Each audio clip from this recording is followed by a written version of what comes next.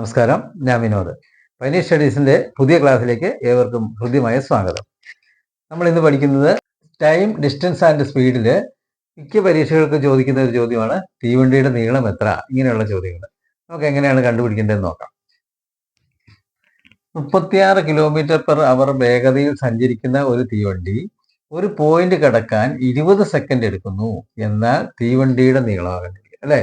തീവണ്ടിയുടെ നീളം കണ്ടുപിടിക്കണമെങ്കിൽ എന്താ, നമുക്കിതേ ഉള്ളൂ, ദൂരം കണ്ടുപിടിക്കാനുള്ള സൂത്രമാക്കി അറിയാം, വേഗത ഇൻറ്റു സമയം. അപ്പോൾ തീവണ്ടിയുടെ നീളമാണ് കണ്ടുപിടിക്കേണ്ടതെങ്കിൽ തീവണ്ടിയുടെ നീളം സമം തീവണ്ടി സഞ്ചരിച്ച ദൂരം തന്നെയാണ് തീവണ്ടിയുടെ നീളവും. അപ്പം ദൂരം കണ്ടുപിടിച്ചാൽ മതി, അല്ലെ? ദൂരം എങ്ങനെയാണ്? വേഗത ഇൻറ്റു സമയമാണ്.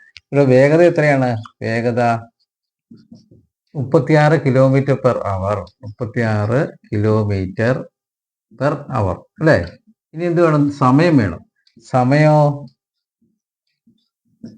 20 സെക്കൻഡാണ്. 20 കണ്ടോ, ഒരു പോയിന്റ് കിടക്കാൻ 20 സെക്കൻഡാണ്. 20 സെക്കൻഡ് മറന്നു പോയത്.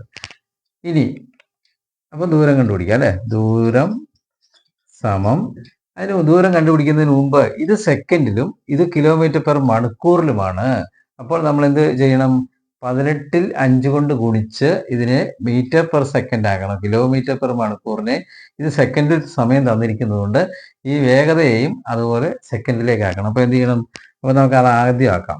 36 × 18ൽ 5. ഇപ്പോഴും ഓർത്തണം, ഇതിന് മുമ്പിലത്തെ ക്ലാസ്സിലൊക്കെ ഞാൻ പറഞ്ഞു, ഈ km/h മീറ്റർ/സെക്കൻഡ് ആക്കാൻ 18ൽ 5 കൊണ്ട് ഗുണിക്കുകയാണ് ചെയ്യേണ്ടത്. 18 36നെ വെട്ടുമ്പോൾ 2 പ്രാവശ്യം 5 × 2 10 മീറ്റർ/സെക്കൻഡ് എന്ന് കിട്ടി, അല്ലേ? മീറ്റർ/സെക്കൻഡ് ഏത് വേഗത. ഈ km/മണിക്കൂറിനെ മീറ്റർ/സെക്കൻഡ് ആക്കിയപ്പോൾ 10 എന്ന് കിട്ടി. ഇനി എന്ത് ചെയ്യണം? ഇത് സമയം, ഇതോ വേഗത. വേഗത നമ്മൾ മീറ്റർ/സെക്കൻഡിൽ ആക്കിയതാണ് വേഗത, ഈ 36 എന്നുള്ളത്. അപ്പോൾ വേഗത 10 × സമയം എത്രയാണ്? 20.